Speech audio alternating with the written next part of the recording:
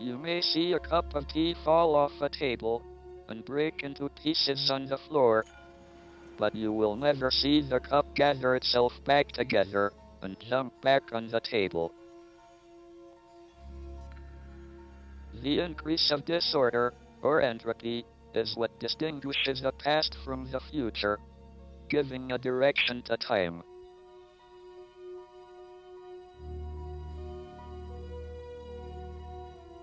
He fell ill in Switzerland. When he came back, he was on a ventilator. Because he's on a ventilator, you've got a tube down your throat and therefore you can't speak, just for that reason. For that period, which may have been a couple of months, I spent probably 1 in 2 nights, 1 in 3 nights at the hospital, because when he was in hospital, he couldn't communicate with the nurses.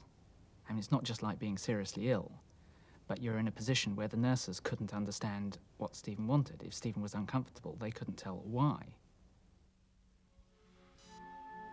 Before I caught pneumonia, my speech had been getting more slurred, so that only a few people who knew me well could understand me. But at least I could communicate. I wrote scientific papers by dictating to a secretary, and I gave seminars through an interpreter. And then, a tracheostomy operation removed my ability to speak altogether. After a long time, well, it seemed like a long time, somebody came up with this brilliant gadget. They didn't have it at the Cambridge Hospital. They got it from somewhere in London.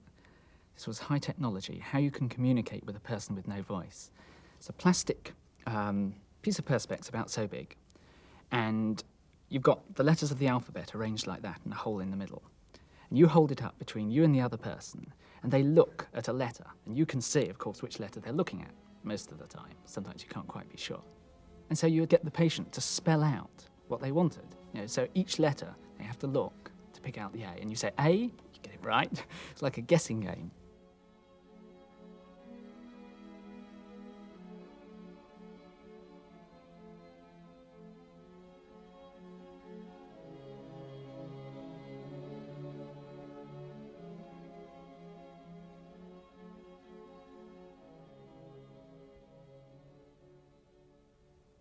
Stephen wasn't willing to accept that he wasn't going to speak again. And he thought that he would be giving in by trying to find a method of communicating other than speech. And I remember I went in one evening, and this was the first time that he asked to be gotten out of bed to use the computer. Sometimes they would sit him up so that he wasn't lying in the bed all the time, as you do with a patient. But this time when I turned up, he asked the nurse, could he be gotten out of bed? So he could use the computer, and he did. And I remember the first thing he typed on there, after saying hello, Stephen's always very polite about things like that, was, will you help me finish my book?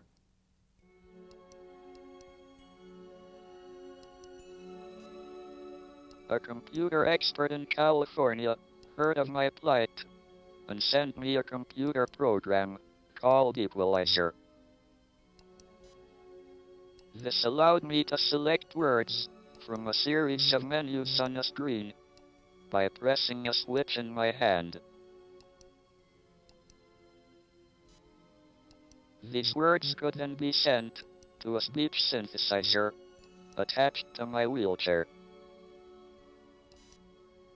Much to my surprise, I found I was able to communicate much better than before. When eventually he went home from hospital, again, he was told he needed 24-hour nursing, and everyone was saying, well, how's he going to go in and do work? Is he going to trail around with a series of nurses after him working in the office? And of course he did. They talked originally of him working at home, which he wasn't happy with. And so after a period of recuperation at home, he just decided to go back into the office.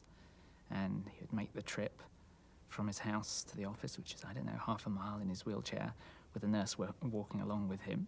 And this is at the time when he was still driving around with the bag and the nasal drip. Going into the department, working, going back home.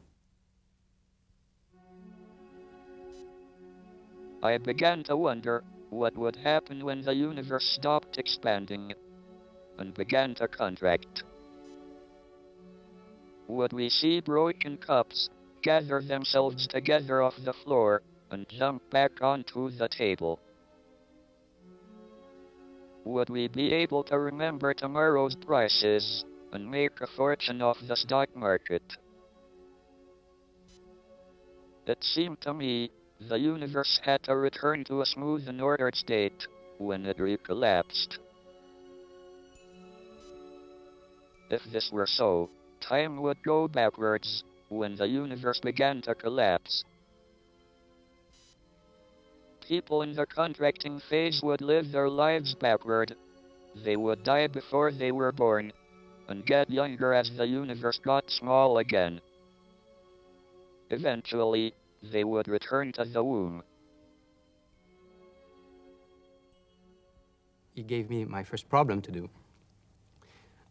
He asked me to look at this mathematical problem, and usually when he gives a problem, he has a good idea of what the answer should be. And I went to look at it, and it took me a few months to understand what was it about. And I came back and I said, Stephen, I get this answer. And he said to me, no, that is not what I expected. I said, Stephen, that's what I get. So I went to the blackboard, explaining to what he does. He said, did you think about that particular case? I said, oh, no, I didn't. So I went back, I calculated what he talked to me about. I came back a few weeks after and I said, Stephen, I don't get this thing. I still get the same answer I had originally. So he said to me, no, this doesn't work. Did you think about that? I said, oh no, I'd forgotten about that particular case. So I went back to the drawing board and started calculating again. And again, got the same answer. So I went back to see Stephen, and this dragged on for about 2 or 3 months. Finally, he said to me, maybe one of your approximations is not valid. So me and a colleague decided to do the thing with computers. And then this takes a lot of time to write the programs and to be sure the program was correct. We get the answer, and it was still the way that I had said before, and not the way that Stephen had said. So we went to see Stephen, and we say, you see, again. I had made a mistake. I had been using too simple a model of the universe. Time will not reverse direction when the universe begins to contract. People will continue to get older, so it is no good waiting until the universe recollapses to return to our youth.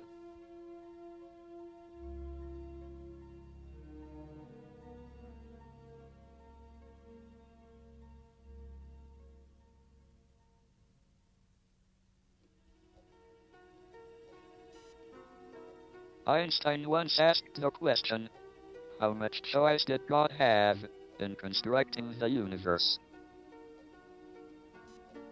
If my proposal that the universe has no boundary is correct, he had no freedom at all to choose how the universe began. He would only have had the freedom to choose the laws the universe obeyed. This, however, may not have been all that much of a choice. There may well be only one unified theory that allows for the existence of structures as complicated as human beings, who can investigate the laws of the universe and ask about the nature of God.